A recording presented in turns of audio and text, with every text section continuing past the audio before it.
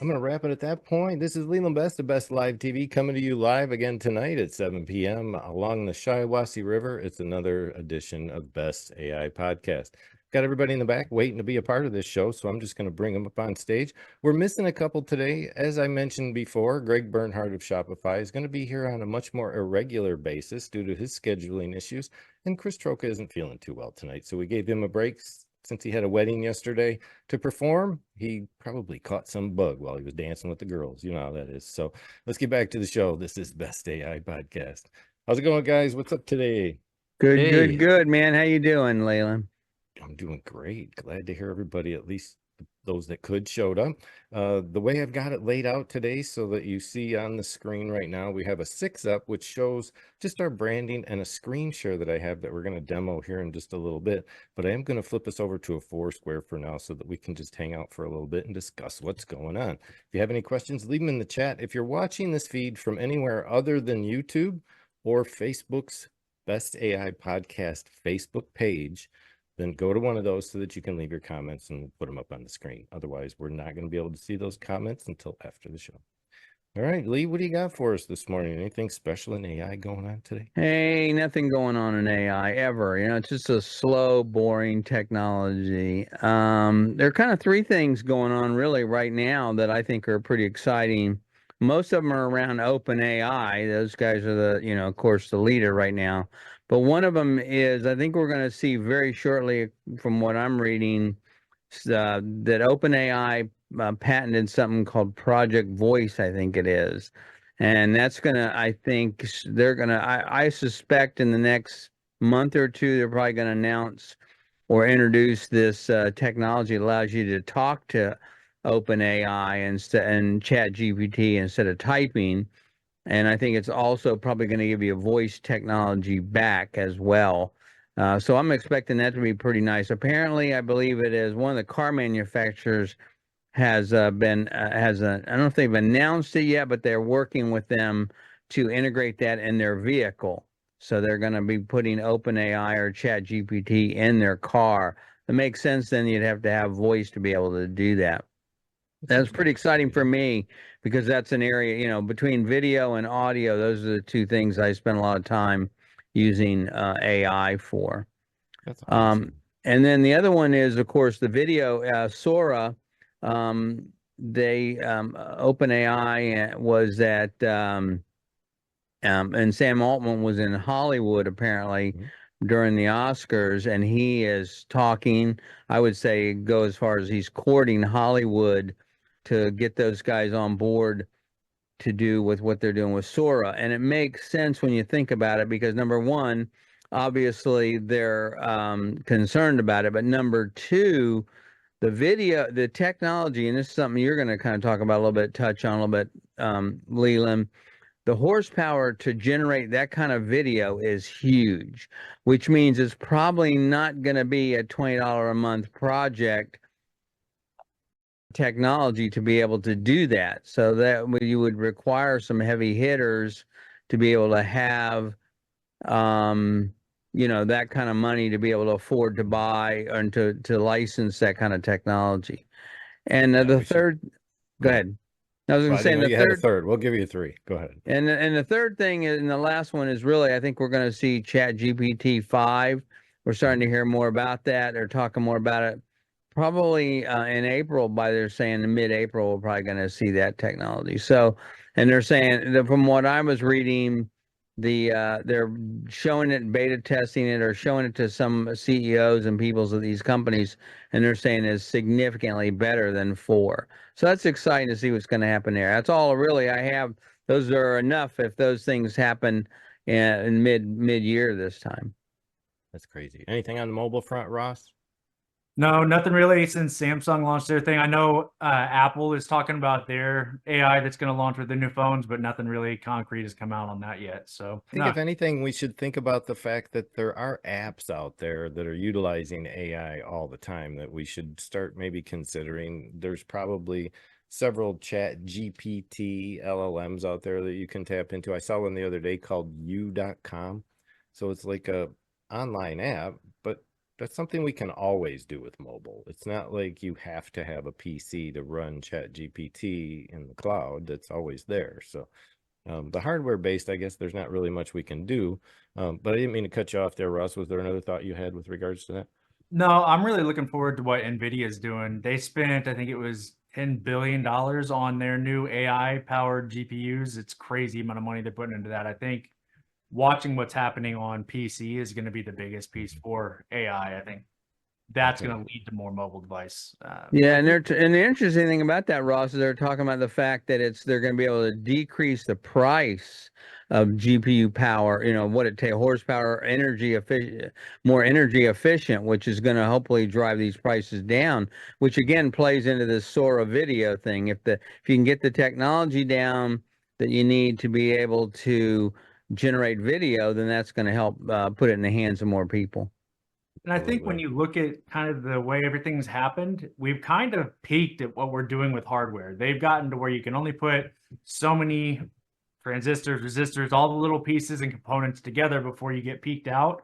And I think that's where AI is going to really come in, to your point, Lee. It's going to drive the cost of the hardware down, and the AI is going to be what powers everything driving it forward.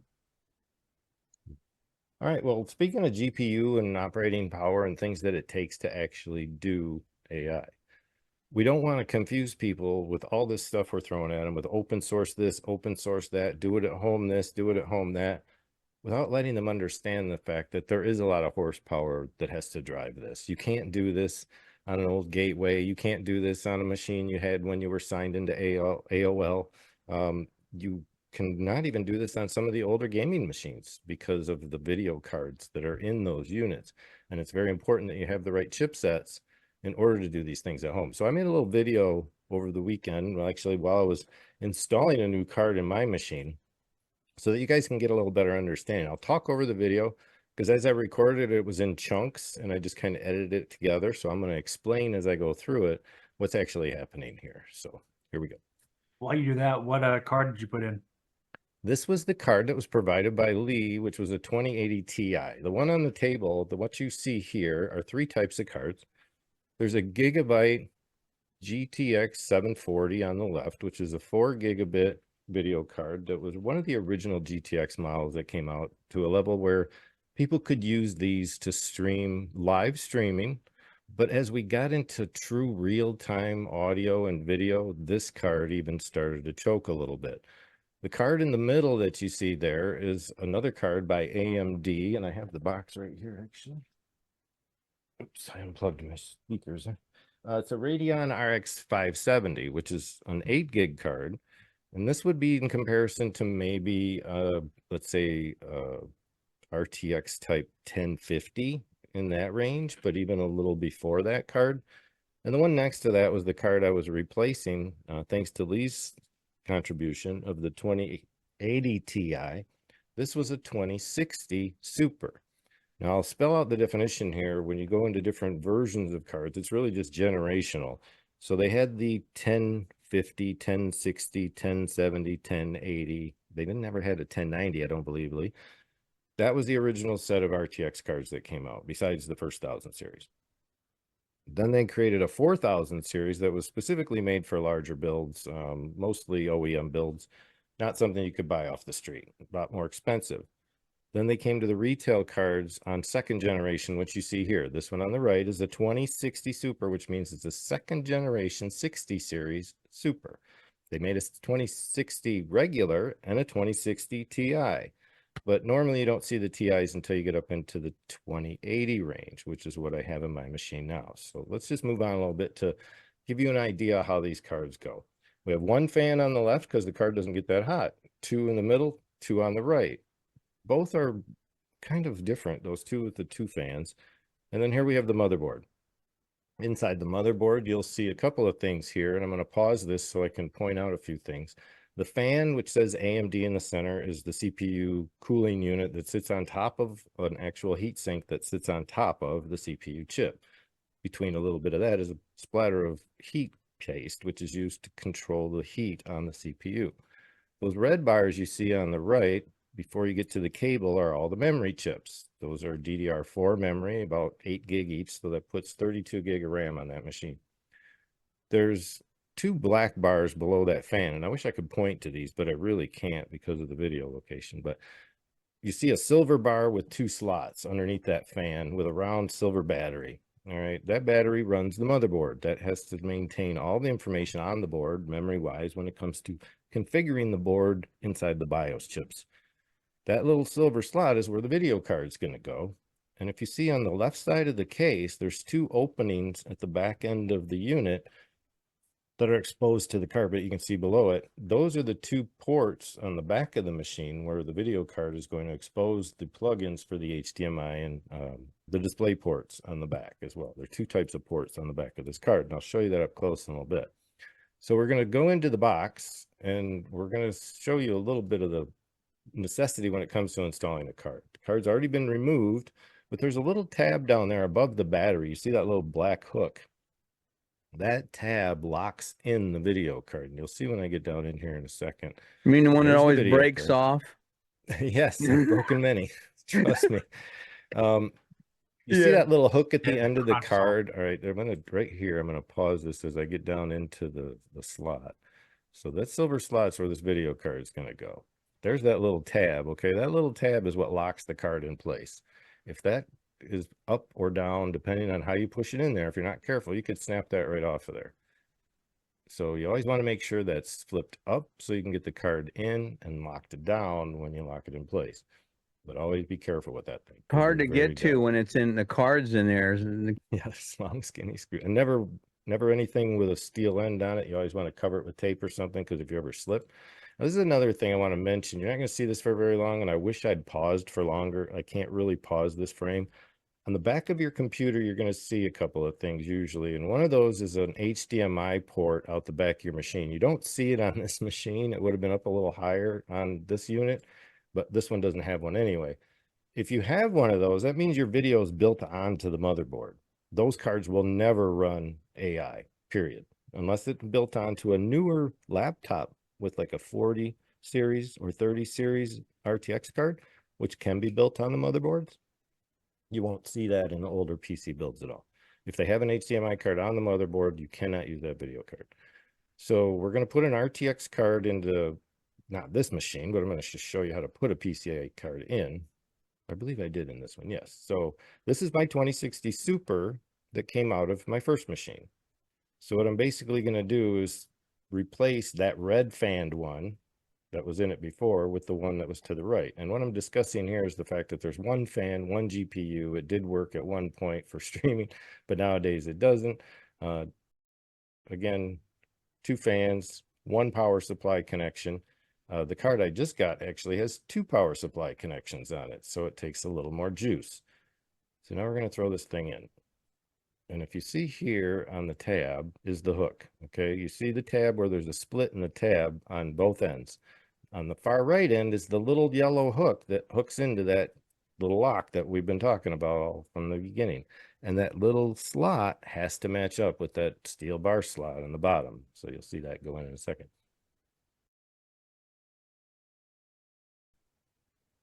These should be cleaned on a regular basis. If you guys aren't cleaning out your PCs at least every 6 months, you're running the risk of burnout, components breaking down, gearing just filling up with hair and dust and everything else. I highly recommend every 6 months, take your case apart, take it out and get some air on it and blow it up. Okay, there's the tab connections you want to snap in. And there's that little bar right there. That little piece of steel has to go between the motherboard and the back of the case. You see that little slot along the edge of the machine there. If you don't line that up, it's going to fight you the whole time. And what I say by that, it's that little metal tab that you're going to see in just a second. I'll try to pause it in time. Right. Not that one, but You know, you sound like you did this from experience, fought this thing from experience, Leland. I've done this so many times, it's not even funny. So that little tab, that metal tab, where those two open slots are on the back of the computer, has to go where that center bar is. It goes down between those against the wall, the computer base, or the computer box, and slides just past the motherboard lip to get below it. And that's it. These are very intricate things you have to know to do. Otherwise, you'll fight against the motherboard. You'll try to jam it in place. Now those were the ports, the HDMI and 3 display ports. So I have only one, which is the second one there, as an actual HDMI port. The rest are actually display ports. You see the cut corners on these. One looks cut corner on both sides. One has a cut corner on one side. Those are display ports. Not really good for transferring audio, but do a great job for video.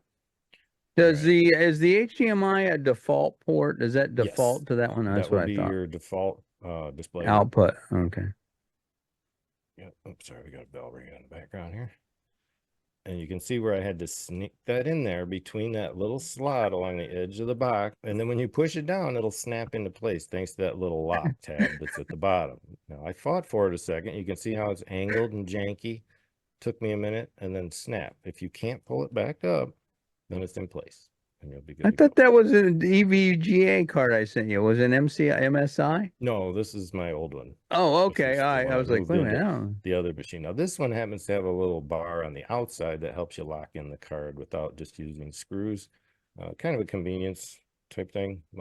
Most machines have you screw those slots in there where my finger's at, and that's really difficult to do. So plan on having some long, skinny tools. This card happens to only have one power connection. So this, you just use thumb screws and screw that down. It's locked in place. It all depends on the case you own. You can buy all kinds of cases that are unique to storing things, especially wires and connections. So here's just a single 8-pin connector. The other card that Lee provided me, the TI version of this card, runs on a lot more horsepower. So it requires both of those plugs in order to run it, and requires more juice. This card runs on about 95 watts. I believe the card that Lee provided runs on at least 125 watts, maybe even as high as 250. Some of the newer cards, if you haven't noticed, Lee, what are they running at? You got to get a 1250 watt power supply to Something run like, yeah, I think the 4090 is a real problem. And I 150 think watts, I believe. something like that. It's crazy. So over time, we've gone from a single fan to 2 fans to what we have now. And this is where it's going to blow your mind because you haven't even seen it yet. That's the old 8 gig card that I used to run in my streaming machine right there with the red fans on it. This is the card Lee provided. This is what's now in my machine currently. I can see how see heavy, just the difference in how heavy it is when you pick it up. I have one right here. I'm going to show you. Just don't get a good idea. So I'm just going to pause this for a second and take it back to me so you guys can see what I'm dealing with here. So here's the card. This is the 2080 Ti. This is one that's not working right now. It's a non-functional card. It's kind of blowing up. It's been used in bit mining operations and such. These are just like what you'd find in your car. These are radiators. And these aren't liquid cooled, but they are very much air cooled through copper tubing that runs in between, or aluminum tubing in this case, that runs through all of that to keep it at a decent operating temperature. 3 fans to cool it off. And this thing weighs about 20 pounds. Pretty close. Now, I'd say about 10 pounds worth of video card here. So when you compare it to that first little single fan card that I held in my hand that let us live stream, but now is impractical really to even broadcast with, we've come to this point in order to generate AI images on computers. So it gives you a little idea. If it does overheat, you can add a liquid cooler to your GPU if you wanted to get a little bit extra. Absolutely. And there's a lot of those going on. Chris has one, actually. We'll have him show us his sometime. Or maybe, do you have one, Ross? I don't. I went with, I went with a massive fan in mind. Yeah, same. So, I can't remember what. Deep Cool has got some really nice heat sinks and fan unit combos. I've actually got another one on camera over here down on the floor, but probably won't have time to get into that and don't feel we really need to. I think the big thing is a lot of people don't understand that generating AI can get a little expensive on the homegrown part as well, because those cards, that card that I just showed you right here, retail about $1,500. Get them on the street for about $1,000, or get them used for around $600-700. And that's a 2000 series. The 4000 cards are even cheaper if you get them in the 4060 or 4070 series, as low as $500. Once you get up into the 80 and 90 series cards, you're at the top end, okay? The 4 in the front's just 4th generation, and the 90 is like the high-end series card that they have. Get the TI version of that, or the super version of that, whatever they have available, and you're looking at $1,500 easily. And sometimes when the chips are down and very hard to find, those things go up in price really fast, like we saw during COVID. Yep. I actually got my 3060 during COVID, and I think I Did paid, ya? yeah, I think it was 1,500 when I bought it. Yeah, And now it's believe it. down around 12. Yeah, and you can get them at discount now and then. Well, a lot of times NVIDIA will have specials when the new series come out. So the 5000 series are coming out very soon. So you will likely be able to get the 4000 series at discount. But always watch the news because the 4090 series had a lot of problems. They weren't working well. They were burning out. They were heating up and melting stuff. So it's like you got to listen to what happens when they first come out. I never buy video cards on the first run. I always wait until the next generation. That way you get a better idea where they're at. I heard a lot of Okay. rumors. I never really looked into it. Didn't the 40 set have a different chipset? So you actually had to upgrade your motherboard as well? I believe they've gone to well, let me put it this way. The AMD 4 chipset was for the CPU to manage itself up until 2025. I was of the belief of that they would still make those in that chipset format. The GPU went to a different format just recently, especially AMD. So I'm not sure. That doesn't really curtail into anything else in the PC build because it's all self-contained in the video card. But when there's other aspects of the BIOS that might not be able to recognize a particular chipset, then you do have to upgrade chips on your motherboard in order for your new components to be added in. Because if you don't do that first, you can actually brick your whole system because the motherboard won't be able to identify the component and it just gets locked up and it doesn't know what to do.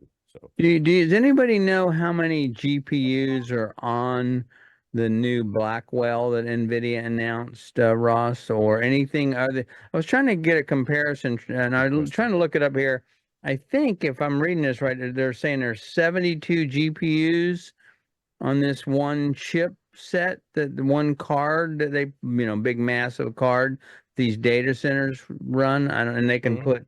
It's saying they can put 200 or 576 of them together. Anyway, I don't know if that's correct, if I'm reading this correctly or not. But the point is, you're right, Leland. To run these systems that we are using online, it's a lot of horsepower to be able to do that. it is. And Now, I have go ahead. I was just going to say, at home, the stuff I've used with, Focus and these other things, I don't care. I mean, I'll just start the thing and run off, go upstairs, and I don't care how long it takes because it's a different issue. But when you're doing something for business or work and need to crank it out quickly, that's a whole nother story. Yeah, and again, this is only for image and video generation. This has nothing to do with Chat GPT. It has nothing to do with generating text or stories or books or anything like Brad's doing over here. He can do all that work on a standard PC with no problems. Right. Because it's all being accessed through the cloud. Well, go ahead, Brad. you're right. Give us an update. Where are you at right now? No, yeah, I was just, as I'm listening to you guys, Pixar, if you remember, when they were first generating Toy Story, the first one, do you remember the computing power? They had to jury rig all these SGI towers together, Yeah. Silicon Graphics towers, and then they would hit render, and they'd walk away for a month, and then you wouldn't see the product, and then all of a sudden you see the character's hair 3 feet away from the character, so we're getting there. The computing power that you're going to need, in your house is going to be very different probably in another 10 years, but the evolution of all this, but I can yeah, go ahead. in a real small patty because as a CAD operator, Yeah. we used to have to regenerate our drawings. So let's say we had a drawing of a residential subdivision or a commercial establishment, and you had all this CAD operation stuff in there. And you would have to type the word regen, which would redraw the whole thing. Now I'm going back to the 90s, 486, before the Pentium chip. We would hit regen and walk away and have a cup of coffee, smoke a cigarette, and come back the next morning. sometime in the afternoon to see your drawing had finally shown up back on the screen. Right. This is that same feeling all over again, but at a whole different level. Yeah. Because now it's not just lines and dots and circles that are colors. This is like art. It's a whole different step. Well, a concept that I've come up with, and I don't understand why no one's done this yet. I was doing some research on this today. It's ironic that you bring this up. Okay, let's look at what happened in crypto mining. We had all these people that bought all these GPUs to be able to do crunch numbers for crypto. Why isn't someone has not come up with a way to use those exact same systems and those exact same GPUs to do what we're talking about here, to do AI generation? And I think if my research, I just started my researches today, I think people are starting to figure this out. Mhm. And it's the what we might call syncing. There's been a lot of there's what's called SLI, which is a method of connecting more than one RTX card to another RTX card. It's a simple wired connection that goes from the top of the card to the top of the next card. It's a daisy chain process in a sense that allows the processing to go through one into another into another. So yeah, I'm sure we'll see parallel processing at a level never really seen before, just to generate this kind of stuff. So the power crunch, though, is what I'm worried about. That's what I Because think we're going to see. yeah, the grid power is going crunch to is gonna take be a hard. Go ahead, Rose. I think you're going to have like solar farms for this. I think that's going to be the only way to really do it. Otherwise, I mean, saw people getting cracked down on for the power consumption with Bitcoin, right? So I think it's Yeah. going to be the same thing with this. And I think that's probably part of what scared people off from doing this with AI is the fact that you have to have a whole infrastructure for this board to work. And to piggyback on yours, Leland, anybody out there that doesn't understand the daisy chaining, you have to have the exact same video card to be able to do this. You can't have one of this type, one of that type. It has to be the exact same so that it matches up along the way. Yeah, we used to do that with gaming, and that was with the older video cards that just weren't quite up to it. And we even did that with modems.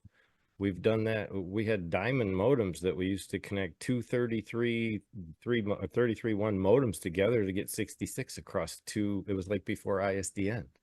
So we were hacking the system big time back then. Yep. So Lee, we were going to talk Back in the day. about some text to video. I want to keep up with Brad's stuff, obviously. So I'm going to let Brad tell us a little bit more about where he's at, but think for a minute on where we can go with the text to video, because I also have a demonstration I want to give of FaceFusion, which might take a few minutes. So Brad, just tell us where you're at right now on your book. How are you looking so far? I'm still, I haven't had a chance to do anything this week, so That's I have okay. nothing to report, but I wanted to throw this out. I don't know if you know this, but do you know who the Warburg family is? Does anybody know Yeah. this? Yeah. Okay, Bettina Warburg, they're working very diligently and hard to use AI for government to govern over you without having human beings involved.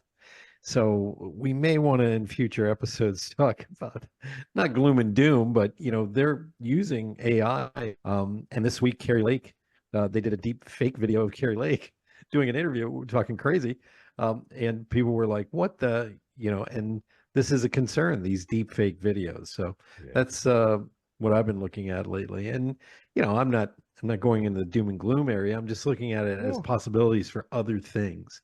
We have to consider the possibilities of the bad players. And speaking of Yes. deepfake videos, we're going to go there since that was a perfect segue for me.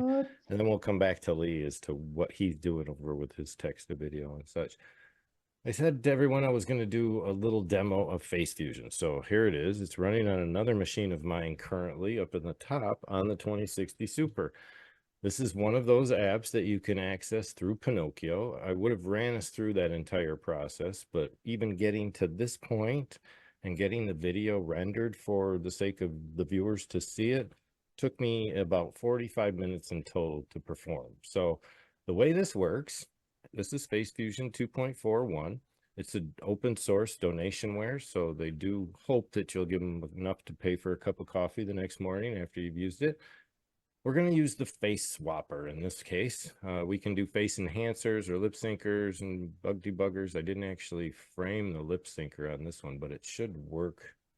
And what you can do that's really cool about this is you upload a video of any type. I loaded a 2-minute, 36-second video that you're going to see in just a minute, and an image of myself so that could be coordinated onto the face of any particular image or person that I wanted to put it on in this case. So I think I'm just going to let you see the video first so that you can get an idea of what I've done here. Well, in the can't remember. meantime, I have a question for Brad. Where do I Yeah, buy go one of those black belt jujitsu things you got? Is that an AI fake that you got back there in the Nope, back? that's right here.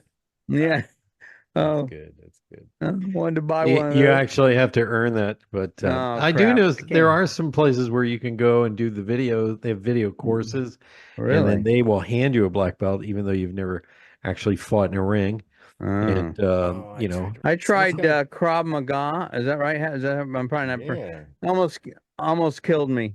good stuff. I was like, oh, I could barely get through the warm up exercise. Krav Maga is very similar to Kempo, Okay. which is kind of nasty. But yeah, it's fun.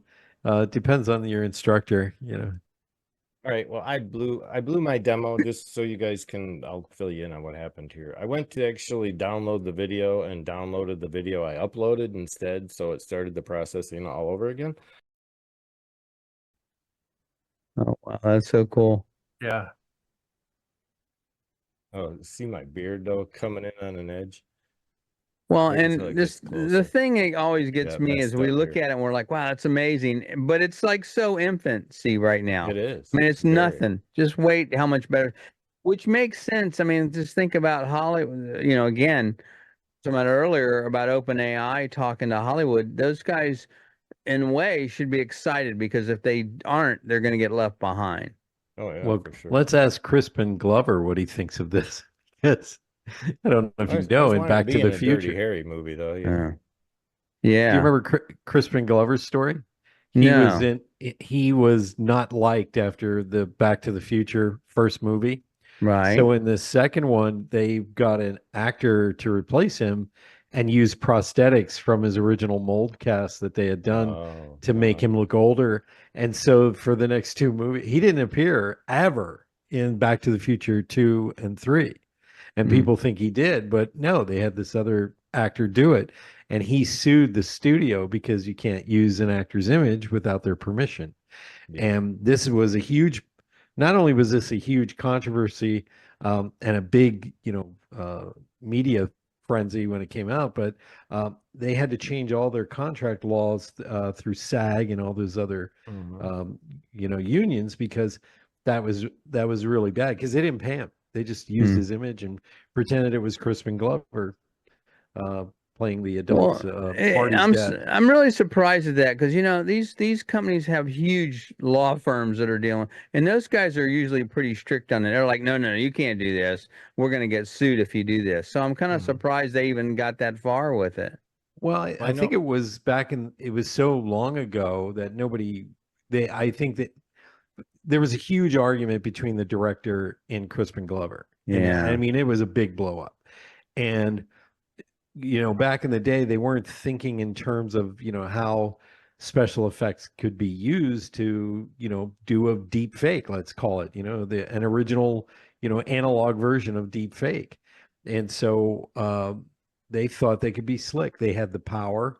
And Crispin Glover was basically a nobody up until that point. So they figured they could just push him around. And he got lawyers and he sued. And I think he got like a little over $700,000 for what they did, using his image, pretending to be him in the movie. And the actor who played him, I don't think he did much after that, but he kind of was like, hey, I didn't know, I just did my job. Yeah. Yeah. Well, it's the same thing I have a problem with that, because you go talking about video. YouTube is now requiring you when you upload a video to check a couple of boxes. Is this? Is this a real scene? Have you modified it? Blah, blah, blah. But yet they're not doing that for their advertisers. And if you go and look up something called Blackbird, which is a vehicle that is a frame that they can turn into any car necessary. So when you look at car commercials, it's probably not a real car at all. It's probably this thing called a Blackbird that they put a skin on. They can make the thing longer. And it's amazing. But yet nobody seems to be concerned about that. And I'm like, wait a minute, isn't this the same issue people are complaining? How do I know that's a real car? How do I know that's a Ford? So in a way, advertising gets away with it scot-free. Nobody questions it, but yet another area. Now, politics is a different issue. But in movies, I mean, let's face it, movies have been doing this for decades. I've got a video clip of that vehicle right here, so you guys can get Oh, an idea. yeah, that's what a good one. he's talking about. Perfect. It's basically a CGI vehicle, isn't it? Yeah, it's like a mocap thing. It's got spots on it they can map another skin onto. You'll see here in a second. And they can change the performance of the car, how it operates. That's what it really looks like. Yeah, that's what I thought. It's just a skin. You know, they're using that thing all over the place. It's a great concept, but my problem is, okay, it's great, but we don't see a disclaimer on the ad for Ford doing that, do we? Saying that this is, well, they do say it's a dramatization in most cases, Yeah. rather than, or done by actual road specialists or Yeah. driving specialists, but I don't think that covers like what you're saying. They're not disclaiming the truth behind what they're showing, Right. because they make it look like a vehicle of a certain type and it's not, and they're not telling people that. So Yeah, see, look at is that. They can, deceiving in a sense. yeah, and that's what bothers me is that they're not doing it across the whole board. It's just they're just attacking, in my opinion, content creators, not their advertisers. Grassroots. What do you guys think is going to happen with Hollywood now with Sora when this happens? Because we just had the strike, right? They didn't want OpenAI to be used for scripts, and it was a whole big thing. Now, what do we? I feel like this is going to be worse, but we feel like they're going to adapt it now that this is coming out because it's going to be so much cheaper. I'll And tell you what'll happen. yeah, They'll fire all the celebrities. Well, Why should they have to Well- put up with now let me listen to me and bear with me for a minute. Why should they have to deal with negotiations for contracts when all they have to do is fire up an AI actor and let it do its thing? It's already been Yeah. paid for. There's no necessity of raising prices on you. There's no necessity of having to feed you or clothe you or anything else. So I think it's going to be detrimental to the celebrities if they don't Yeah. own up to the fact that you better be making your own persona right now and put a trademark on it and sell Yeah. the rights to that persona and license it, because if you don't, someone else will. And you'll have to fight them in court over it, because by then it'll be too late. I honestly think we're going to be going. I don't know if any of you studied Hollywood, but back in the days when Fred Astaire was around and Jimmy Stewart, they were they signed a contract, but they treated them like employees, and the studios had all the power. Well, I think we're going to go back to that.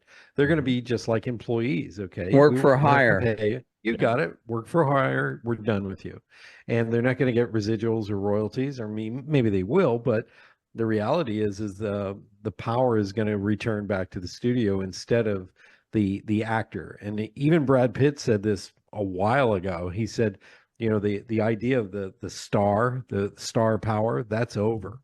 That's gone.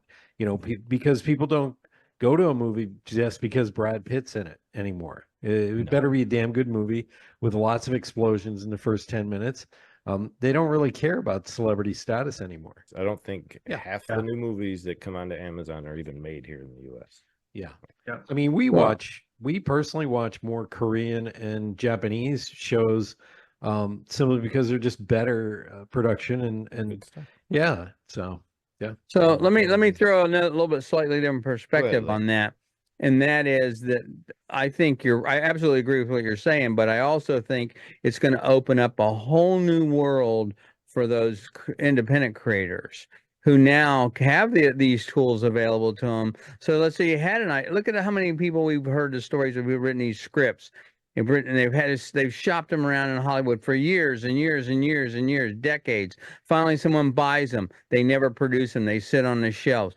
Now they could go to somebody with a small production company and do this themselves, make more money and have some control. So I think that's really going to be I mean, look, just go back very quickly to Mandalorian and what's going on with Unreal Engine and what they're doing with these backgrounds and they're putting these people in places that never existed, but they've got all this realism to. So I think that's going to, and again, I think I might have mentioned this a couple of weeks ago, or maybe last week. Tyler Perry had a deal to put together $800 million to expand his studio in Atlanta. After Sora came out, he said, whoa, whoa, whoa, I'm going to hold off and see what happens. Very, very smart move. I'd rather spend $800 million on Sora technology than I would on a studio system. not to mention, if anybody saw Death Race when it came back out in the early 2000s, and you have the convicts who you have one that keeps dying off and they just keep putting a mask on him and replacing him.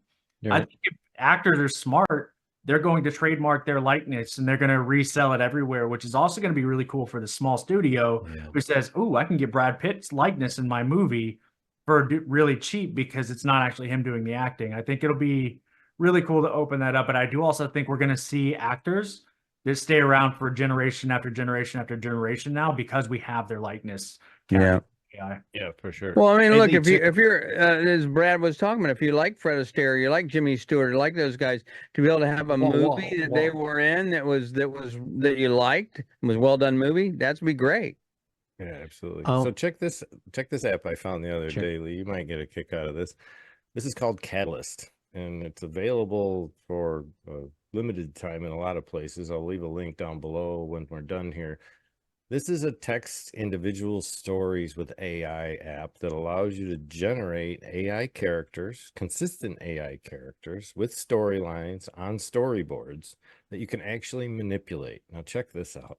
Once you generate the initial panels that you want to use in your storyboard for the protagonist, antagonist, whatever it is you're working with, you can then go back in and manually change characters, select new characters to appear in the scene. It queues and requeues those up to take, like we'd mentioned before, and let AI develop the storytelling, the structure, and be able to just manipulate and move cards around so that you can reorganize your thoughts of the storyline. And then it can actually generate, they're hoping, a very short version of like the storyboard in video form. So you could talk to that with your, staff or crew or whatever you want to do. Yeah, and I think that's an important point. Let's just make this clear. We're not talking about pushing a button and creating a movie. We're talking about using these tools to help you. Because as Brad, I'm sure, I mean, will certainly tell as a creative director, it's not just automagic. Okay, there's some real thought. Once you get the idea, the concept, and the people together, there's still a hell of a lot of work that goes into making these things. But the ability to now give that to so Brad could go out and create his own film or have a concept that he wants to do. Maybe he didn't have all the expertise, but he brings together a couple of people, half a dozen people, to be able to produce a movie. That's fantastic. I get really excited about that capability because now myself, as someone who's a creative, these ideas that have been rolling around in my head for years, I can actually do something with. Yeah, I think you'd really like that tool. Go ahead, I think it's going to open up a huge market for fan-based, movies and things like that. I'm a huge Star Trek fan, as people know, but I don't know if you ever watched an online show called Star Trek Continues, and it basically is what if the original series never went off the air? And a group of actors in Hollywood who love Star Trek went out and built the full Enterprise set. That's down to every detail. And the actors on the set, people like Lou Ferrigno and some of the original actors from the original series begged to be on this series. And Paramount tried to sue them. But if you watch the quality you're going to be blown away. And there's a lot of fan-based fiction out there, science fiction, where this is going to open up huge doorways for a lot of people, because some of these fan-based, shows are from people who actually work in Hollywood. So they're actually using some of their stations at home that are professional grade. Yeah. It's exciting to see. You may even see big studios like Amazon purchased MGM. Now that you say that I'm a huge Stargate fan. So I love that. Love that. So now you see MGM went out of business. Amazon purchased a lot of that stuff. You may see something like Stargate come back from that, using this technology to do it a lot cheaper. Yeah. Very cool. Slow-mo out on Facebook says the deep fake bad players have very deep pockets. And that's a fact. Well, some of them do, but it's going to become very unpopular. People are going to attack it. No one's going to go for that. I mean, and so it's, again, look, it's illegal, period. That's the problem that gets me. It's the same. It doesn't matter if I call up and pretend to be your friend and tell your wife something that happened to you, or if it's done with AI. It's believable. And you got Brad here. He's an impressionist. He could make, maybe make somebody sound. He could do that. That's fraud, period. So it doesn't really matter the technology that you use. It's still illegal. And I think that's what's going to, so. Yeah. I think Brad, have you- restricting the technology is my concern. You don't want to restrict the technology. You just have to continue teeter-totting between the bad players and then finding ways to combat it. You can't Yeah. restrict it because you restrict the good that goes with it when you do that. It has to be ways to identify it and shut it down from the negative standpoint while letting the good stuff evolve. And that's the only way to Shut So it, I got a Scotty. test for you, Scotty. Brad. Shit. I want you to What? take your impersonations, record Yes. them into 11 Labs, 11 and then Labs. clone it. So you're cloning your voice doing an impersonation, and then compare that to the real voice. I want to see That would be how yes. well it Let me do pulls that. off your impersonation to whether it even That would sounds be like the like with actual dude. sprinkles on top. Yeah, I I can't could do wait. that. I'd love to see how that works. Wow. Have you been in it'd be 11 Labs? Crazy. Because it's like $1 to get in. No, Yeah. it's easy. I can get in there and Okay. check it And out. it's like $5 a month after that. So it's Wow. worth the effort to go. It's for it. crazy. All right, guys, you got anything else? Because I'm ready to wrap it up if you guys don't have anything else to add to Hey, the it's conversation. been interesting, good stuff. Thanks you, Layla. It's Yep. been real. Cool. Next week, Mhm. what do you guys think we should talk about? I know there's some other I think stuff we should talk coming about up. AI next week. That'd be my Okay. suggestion. sounds good. I second that. Let's talk about AI. AI. Well, who Artificial knows what's going to intelligence. happen? It's hard to predict, right? So who knows? We It could is. we could say we're going to talk about this, and then next week it'll all change anyway. We Come really with don't me. know. So if you want to find out more about AI, come play with us over at Best AI Podcast, where you can find the answers that we're trying to generate for you. If you want to see us live, come by Sunday at 7 p.m. like we were here today on YouTube or Facebook typically. We don't broadcast to the website, but you can come over here to any of the buttons on the page, and this will take you right to either our live stage where we broadcast currently. You'll see us out here broadcasting.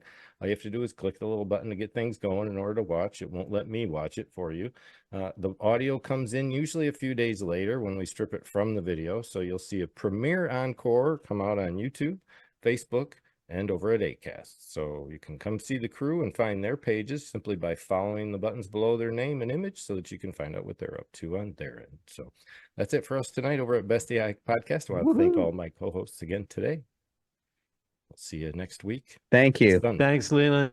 anytime. Sunday, 7 p.m. Thanks, everybody. Best AI Podcast. Have a great evening.